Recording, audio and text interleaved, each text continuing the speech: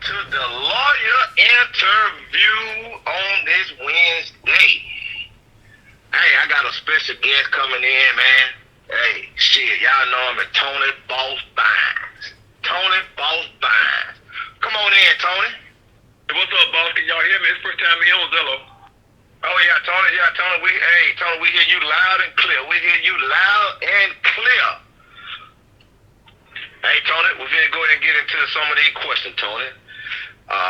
Ain't that hard? Shit, you know, the thing about what you told me, you said, hey, shit, you come with anything, I'm ready. Hey, Tony, I want you to give a little background history on, you know, where you from, you know, where you grew up at. All right, I'm from a little town called Midville, Georgia. Y'all know where Burke County at? Well, it's a little town in Burke County. And I was born in New York. I came down here to live. I was about 6 years old and grew up in the country.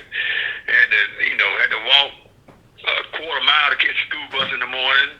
I mean, it's really grown up real poor now, for real, real poor. And when I first started about fast stuff, we and my little cousin them, we used to race, bicycles. You know what I'm saying? This race bicycles first started off. I guess knew what racing was, and I went on from there. Okay. Hey, I'm glad you brought up somebody racing. So you say you started on the bicycle. You and your cousin. How long have you been involved with Grudge racing? I get involved. I was probably the first Grudge race. I used to race motorcycles all back in the day when I was about 16 or 17. But when I first had my first car and we used to race in the street, I was about 17, 18 years old. I know I was in 12th grade in high school, and that's when I started racing. Then I had a little car, 610 Ford Fairlane with big, it was slow as hell now, 302 with big tires, jacked up, air shocks in the back. It was slow, but it looked real fast, but it was slow, smoking old 302. Oh, that's a big 10-4, man. Shoot, man, you answering questions I ain't gotta ask. You know, hey, man, shit, they're gonna be a great interview. I already got the vibe now. It's gonna be a great interview. Oh, shoot, moving right along. Who was your very first Grudge race?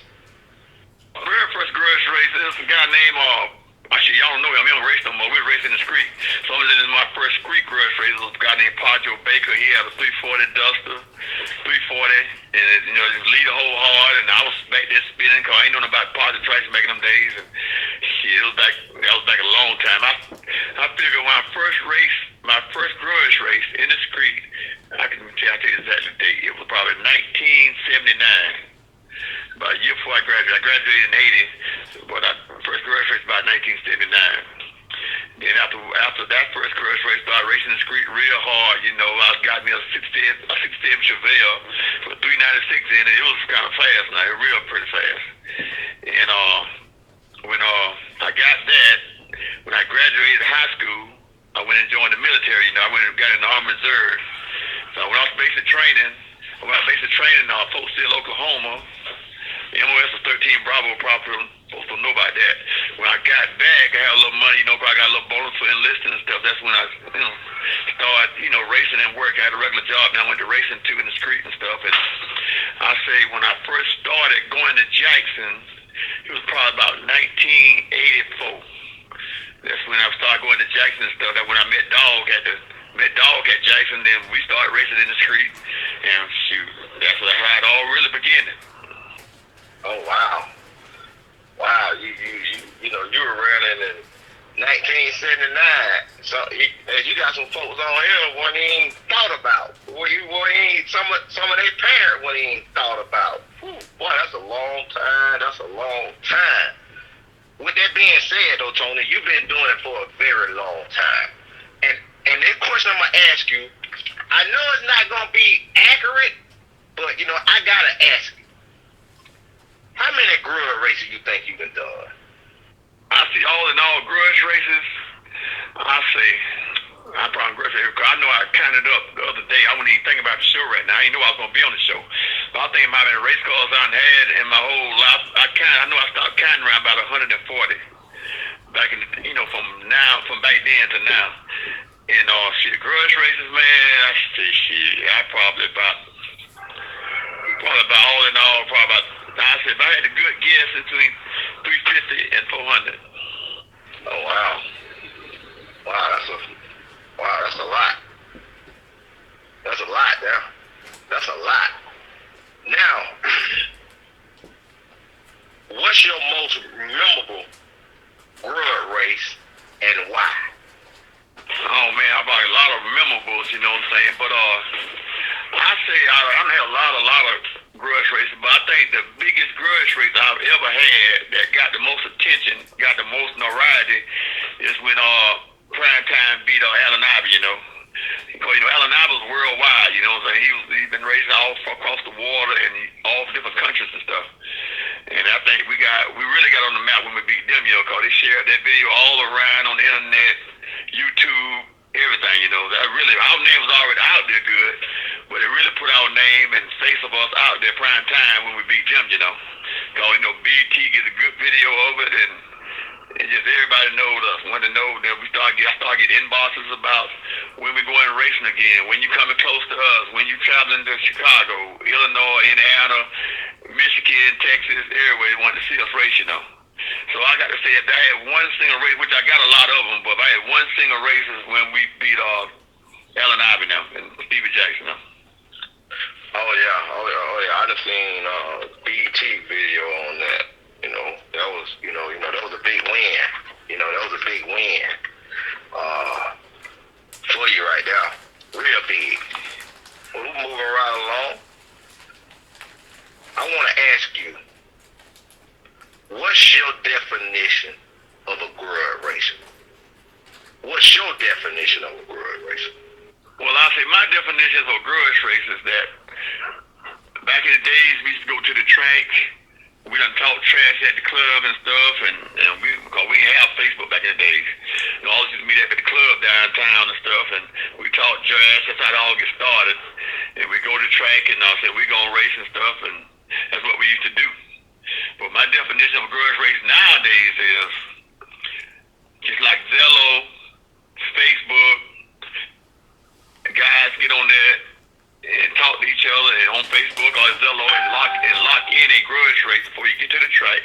Lock one in that everybody know ain't gonna come to the track, coming to see that grudge race.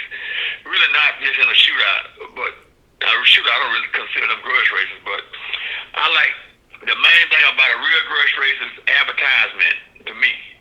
Advertisement is people talking about it that, hey man, you know, them two cars gonna race Saturday, they gonna race Thursday night, and the crowd get there and just coming there to see that grudge race. And sometimes you get grudge race, two guys at the track just meet up, but what I like about a grudge race is the hype before the race. You got a lot of hype. You got two people talking trash, whether on Facebook, whether on Zello, or whether at the track to the next week. Sometimes you got a grudge race 3 weeks down the road. You got a lot of time to get hyped up. That's the best grudge race I ever want to be involved in. A lot of people coming to see that grudge race. You got money locked in, and you race. And the chips fall where they may, you know. So that's where I say that definition of a grudge race. Real money put up. It ain't got to be no lot of money neither. You can be running from a guy for $1,000 a piece, $1,000 a piece. But it's just who you racing against and how much trash y'all talk, and everybody looking forward to that race. So that's my definition of a real grudge race. Over. All right, that's a big tenfold. That's a big tenfold. Hey, now Tony, I came into the game, and and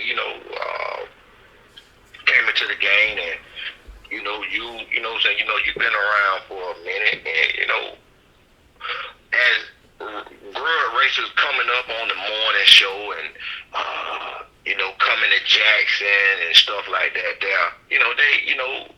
said, hey, you know what I'm saying, you ain't heard of the Tony Bynes rule. All right, Tony Bynes rule.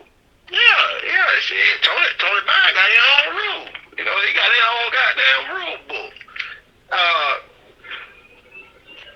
Can you elaborate on some of the Tony Bynes rules? You ain't got to go over all of them, but just give us a couple of the Tony Bynes rules. Well, that's a good question. I got a lot of, like I said, I do got a lot of rules. Me and Dog call it the grudge rule book. Simple as that. You lock in a race. Main thing, you have a DP man. That's the main thing Everybody don't think this is a little bit of stuff, but you got the DP man that hear what both races say. In the grudge rule, at the end of the day, you got to accept the decision of the DP man, period. No questions asked. If you and him, you and your racer, the other racer, if y'all done pick, y'all done elected that DP man, both of y'all agree, you need to sign the paperwork anyway, but you be signing a moral, verbal agreement that whoever that DP man called, that is what everybody going on. If that man say you cross the center lane and the DP man say that, don't care what all the crowd say. If the DP man say you cross the lane, that's what the decision got to go with. If the DP man say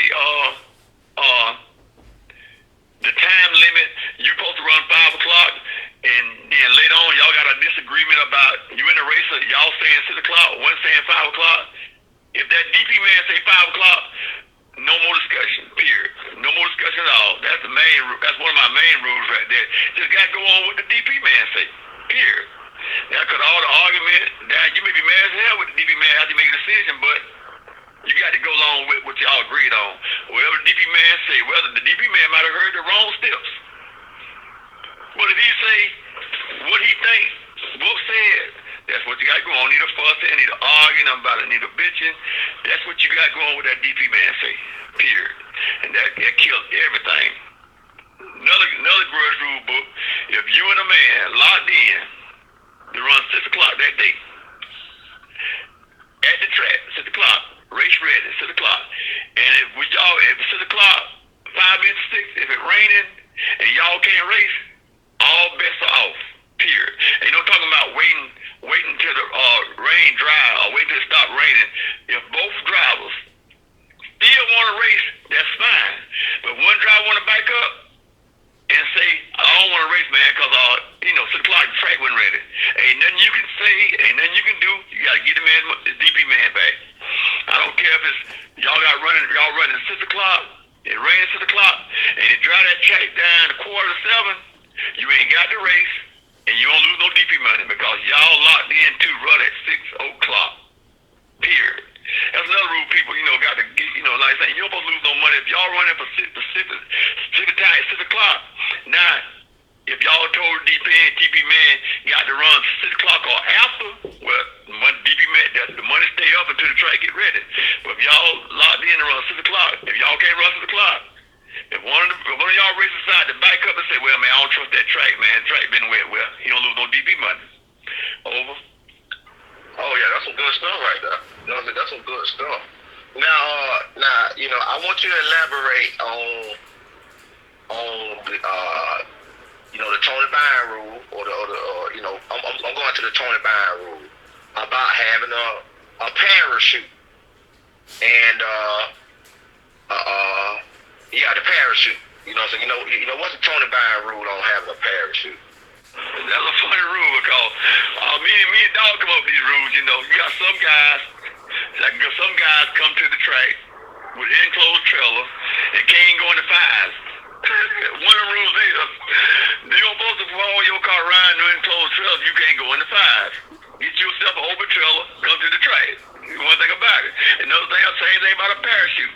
Would you run around here with a parachute on a car and you ain't going, you cross the 8th mile at 92 miles per hour? What do you need a parachute for? So based on little rules like that, we come up with, people come up there with a parachute and enclosed trailer and can't get out the fives. You know what I'm saying? So that's one little rule we got coming up. Just be joking around, and stuff. Yeah, oh yeah. That's a good story right there, Tony. That's some good stuff right there. That's some good stuff. Now, now y'all heard, that's one of two of Tony Bynes rules, but a lot of the stuff people coming out of the Grudge book, that him and Dog put together. Now, moving right along. Who came up with the name Prime Time, and what's the significance of behind it? Well, I came up with the word prime time because, one of my famous players was Deion Sanders, And I always come with the word prime time because prime time kind of like showing out, you know what I'm saying? Always going to raise, people want to see, People going to see, back in the height of prime time, everybody want to see prime time because they know we're going to race and they know we're going to put on shows. We're gonna do the thing, you know. And that's why I picked out that word prime time. I could have picked out a lot of other things. Yeah, I was really used to. I first started at NWO, New World Order, but I decided to go with prime time. Prime time stuck with us all during the time. Prime time just prime time. Over. Oh, yeah, that's a big 10-4. That's a big 10-4. Now, what's your all-time favorite car you drove or still driving? Well, I had a lot of good cars. I loved a lot of good cars and stuff, and I would probably still kept them cars if, you know, sometimes you could just wear a car out. Sometimes you could race a particular car, grudge race a particular car to somebody, and when a person put a time on you, you can't hardly get no races with that car. You know, you have to sell it. So a lot of cars like Rambo, I didn't really want to sell Rambo, but once you get a time on it, so many races and stuff, everybody know what time you're going. It's time to move on. So I got rid of Rambo and got Trouble. So my favorite fast cars I had, I said I could pick out Rambo or either Trouble. And my slowest little car, I had a car back in the day called Black Stallion. That was really one of my fast little cars I loved to death, and 7-Up. It was a nice little car that I used to love. You know, the best get to go there and get a race anytime, anyway. You know, anybody. You know. So them the process. Them the first 4 cars be Trouble, Rambo, 7-Up, and Black Stallion. I don't know if a lot of people remember Black Stallion. A lot of people out here racing now, they're probably too young to remember my first little black Mustang, Black Stallion. So with a whole lot of Black Stallion, probably one of the more races than 7-Up. But a lot of people were racing back in the days and stuff, and probably don't even remember it. So that's about my first 4 cars that I say. I mean, I had plenty more, but them probably the first top 4s I had most success with. Over. Yeah, that's a big 10-4. That's a big 10-4.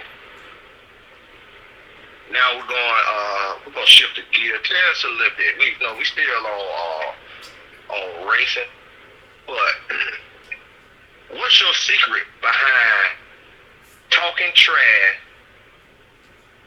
and driving?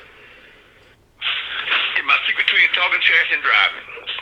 A lot of people don't realize it, but it's real hard to talk trash and drive at the same time, because when you start to talk so much trash, talking about you gonna do this, you gonna do that, that's good talk.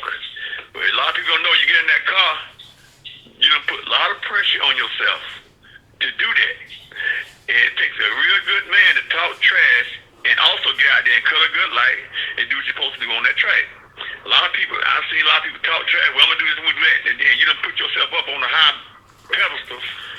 Then you get in that car, I see a lot of people that mess up because you done put so much pressure on yourself that you really can't do the ordinary stuff that you would normally do if you'd have kept quiet and stick to your game and just concentrate on what you're supposed to do.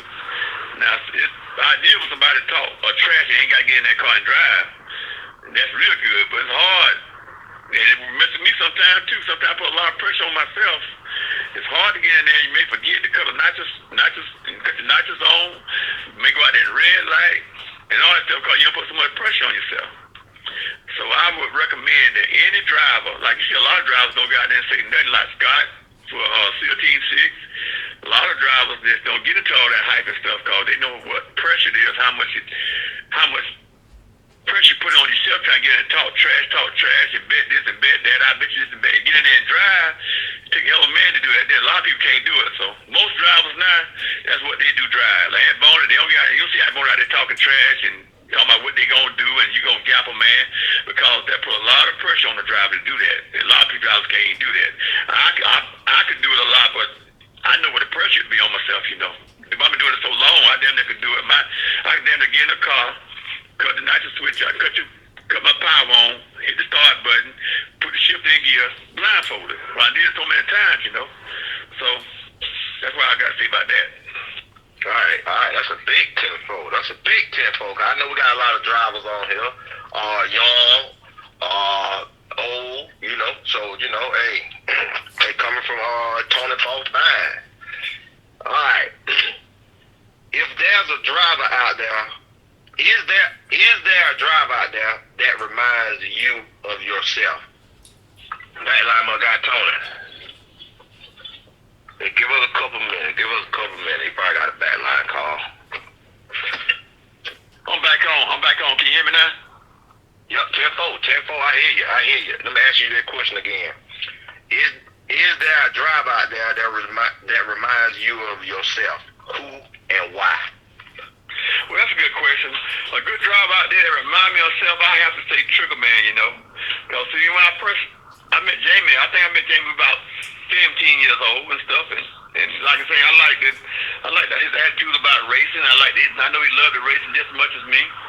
And he started out with me. First I showed him how to. First, all Jamie used to do was put the balls in the car and check the air pressure, make sure the air pressure was right and the tires right, and line me up. That's how I started out.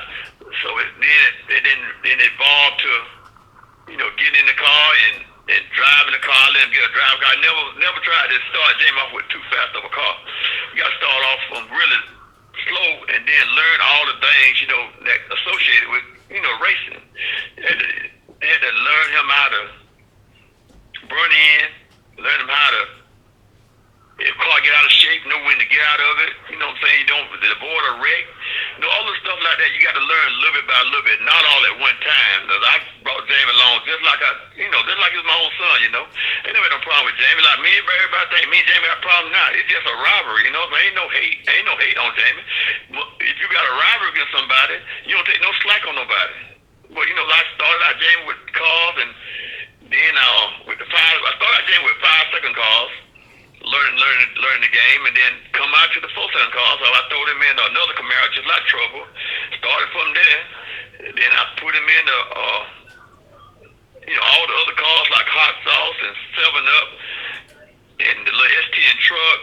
I started out a little slowly, but slowly. Now Jamie's a good driver now, but you just cannot come off the street and get in a low 4-second car and think you're going to know everything, because you ain't. You got to evolve step by step and learn the rules of the game, That's how you got to do it. Now, I ain't got no problem with Jamie, nothing like that. We rivals. I'm going to knock the hell out of him because I'm going to knock him down. But that's all in racing, you know what I'm saying? But as of right now, I do know for a fact, when nobody else put Jamie in their cars and let him drive the cars, but us, you know what I'm saying? So we did all right, we did good. We always had a winning record every year. So that's what I got to say about that, about all that stuff. And like I said, everybody think it's just something. Ain't no hate. It's just a rivalry. Everybody get a rivalry and hate mixed up. Jamie always gonna try to knock me off. I'm always gonna try to knock him off. That's just how it is. It's a good grudge until I stop racing. Oh, that's a big 10-4. That's a that's a big 10-4. I think you cleared some stuff up, and you said that as a drive out there that reminds you of yourself, you said Jamie. You know what I'm saying? That, hey, big props out to Jamie. Big props out to Jamie. Now, name something you feel like you brought to grudge racing. All right, that's a good question. Something I think I brought to grudge racing. I would say, let me see. I think if I had to say anything about the grudge racing, the traveling and racing. Back in the days, a lot of people around south, north, they used to race their own little people right around their own areas. Can you hear me now? I don't know if I go off or not. Oh yeah, 10-4, Tony. Oh yeah, 10-4, Tony. You loud and clear, Tony. You loud and clear. Very great answer. Very great answer. How does it feel to be considered an OG of grudge racing? Well, that goes both ways, being an OG, you know what I'm saying? I get to give that name for how long you've been racing and everything. But I guess being an OG, I say it feel okay. I give you some respect, like you've been racing a long time. Like I say, when I started racing, a lot of folks that used to race with me, and they ain't race no more. A lot of folks that used to, I've seen a lot of folks come and go, racing and then quit. A lot of people, that longevity is really, really hard to get, you know what I'm saying? But I've kept it. But like I'm saying, it comes a time you just get burnt out. I basically say burnt out. Burnt out, when I say burnt out, you just get tired of sometimes, man, lately, I just get burnt out even in stage lane waiting to race. Back in the days, man, I used to be in stage lane, excited, excited till I get up to the tree, get it crank up, and go to the line. Now if I stay in, and stay the lane over 10 minutes, I'm bored as all over, disgusted, just ready to then I'm ready to turn the car back around and get back on the trail and go home. So over a period of time, you did it so many times, over a period of years, you get burnt out. It just is not as exciting as it was back in the day when he first started. But that's what like anything, like a job, that's what anything. You do things so long, you get burnt out and just don't mean as much. Like last year, I raced grudge raced about 30 sometimes last year. But if there had been about 4 or 5 years ago, I would have probably tripled that. But a lot of times, burn out. I just don't want to go to a racetrack this weekend. I just don't feel like doing that this weekend. You know what I'm saying? Now, 30-some races is a lot for some people, but that's nothing compared to what prime time used to go. We used to have about 80, 90 grudge races a year. But 30-some races is a kind of like a downfall. And the downfall is that, you get burnt out. It's just like if you done built houses over, 30, 40 years, you get burnt out sometimes. You're just ready to retire. Like I'm saying, I ain't got too much longer in the game, because you get to a point of time that you find a lot of more things interesting than, grudge racing, which I still love grudge racing. And I love to just go to the track and watch people grudge race. But as far as me hauling cars to the track, checking the tires, air pressure, and nitros, and getting to the line and racing and stuff, it's just not as exciting as it once was, but that's come natural. That's nothing out of the ordinary. It's just gonna happen sooner or later, Over. So I'm glad you said, somehow, how much longer you gonna be doing it. So, my question, it roll right on to the next question. How many more years you think you got in real racing?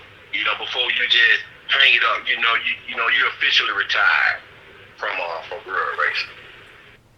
2025, I done made my day. 2020, if I can make it to 2025, 2025 is be my last year. That's I'm just gonna hang it up. I ain't saying I won't be still going to the racetrack, but I just will be going out there racing and driving, everything like that. I think 2025 will be my last year. All right, 10-4. Now, give me 1 second.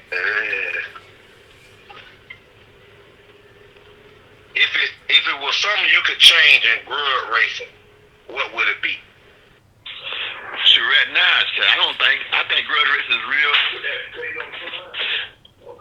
I think grudge racing I think it's really good. I mean, I see everything is going along good. The rivalries are good.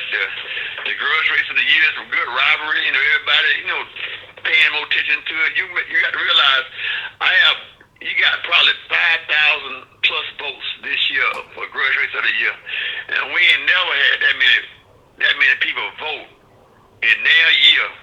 So I cannot never say that it's going down. I can say it's going up. Cause for them many people to vote for anything right around the grudge race community that many times, about over that many people, over 5,000 people, that's a lot of people to vote. So that's what I'm saying. There's nothing going dead right now. You got the big donks racing now. You got fast food racing. You got the G-body class, G-body racing. You even got small time guys that racing, real good like that. I mean, it's a lot of people that's really grudge racing right now. Like you go to a track like Jamie Racer, you got a lot of small guys locking in, and they are racing. You always got action. So I don't see how grudge racing is going down. In my opinion, it's going up. Over. Great answer. What advice would you give to the up-and-coming racers trying to get in the sport? My advice right now, is this. For the up and young racers that coming up if my only one advice is, it is so much money you got to spend to be competitive right now. So much money. And if you go out there with a little bit of money, you buy yourself. Well, give me 1 second. He coming back on. Hey, can you hear me now? Can y'all hear me now? Yeah, come on with it, Tony. Yeah, come on with it. Yeah, my advice is this: if you're young and coming up with racing, and for order for you to be competitive in the grudge game, hold on, I'm a pause for a second. Hey, somebody ask you one more time. Can you hear me now? Yeah, come on with it, Bo. Come on with it. Yeah, if you're up and coming racer, and you just now starting out racing, if you got a partner, a cousin, if y'all can combine y'all funds together to make a run a fast car, I recommend that 2 or 3 poor people form a camp, form an allowance, and get together and try to be competitive. Because it's hard for one person to go out and have a race car and still take care of your family, take care of your bills, and be competitive out there among somebody else. You can have one guy that's just up and coming, going by them a good 434, spending all their money, by themselves. Why can't they compete with another guy, 2 or 3 of them together, and they got a 468 small block? You got a 434 or 406. You know what's gonna happen. So if I advise anybody to not try to do it alone, not try to do it by yourself. Get somebody that y'all get along together. Ain't gonna have no ego trips in the camp. Ain't gonna have ego like one person want to get all the recognition. Get somebody that you get along with. Y'all form an alliance, and y'all will be a more competitive in the race game. Cause it's hard for one person to be competitive against a camp. Period. Over. Hey, boss, you preaching today, man. You know what I'm saying? Hey, you preaching today, now. I believe you got a robe on over there. I really do believe you got a robe on over there. Where you at? I believe you just sitting there. Well, you preaching today, now. You is preaching. Now, hey, Tony. This is gonna be my last question.